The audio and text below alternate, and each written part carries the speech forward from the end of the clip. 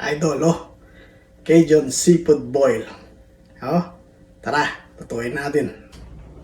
Olive oil. Butter.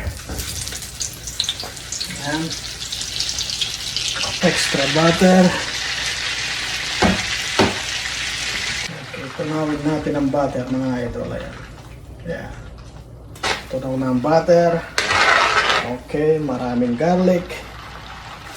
Ayan. Garlic.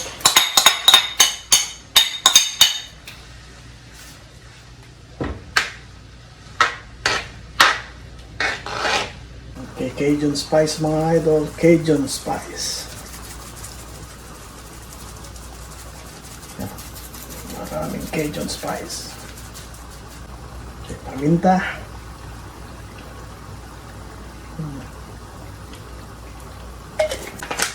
Paprika.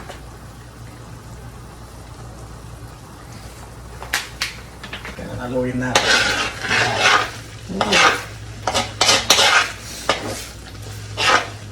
1 tablespoon oyster sauce.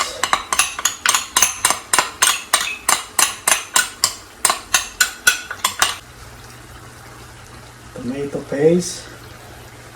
Yan.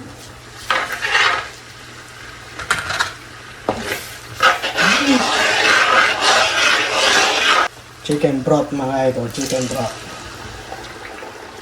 Yan. Haluin natin mga idol. Haluin natin. Mga idol, oh, pampalasa. Magic sarap.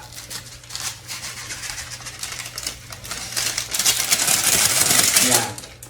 Calamansi juice, konti lang, pampabalanse ng lasa.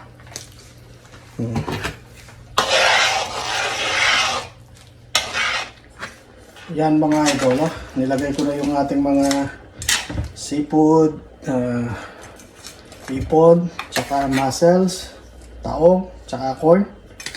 Dito na nag-video yung pagkakalagay dahil nakapatay pala yung video. Pero yan. Oh. In-steam ko muna yung mga hipon tsaka mussels mga idol. Yan. Ayan ang mga idol. So, takpan natin.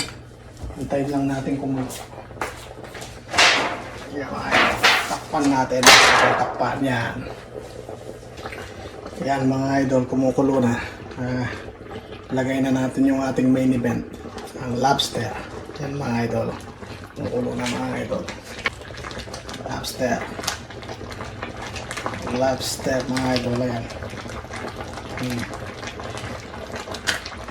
Ating lobster. Ang dami.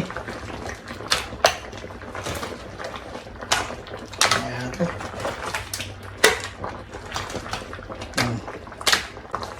Higyan pa natin ng konting Cajun spice. Mga idol. Ang lasa ng Cajun spice. Ayan. Mga idol.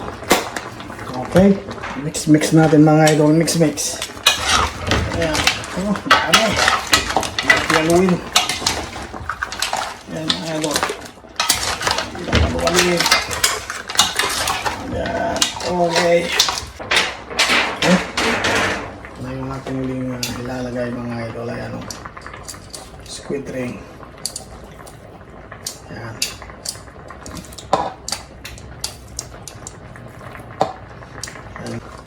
Mga idol, tapos na yung ating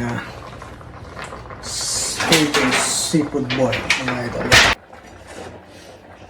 Yan mga idol, kuha na tayo ng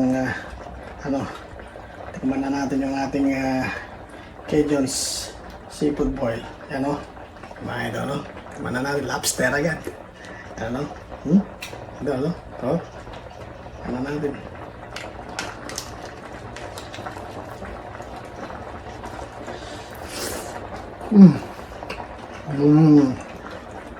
Init. Sarap idol, oh. Cajun seafood boil mga idol. Ayan, ang sarap.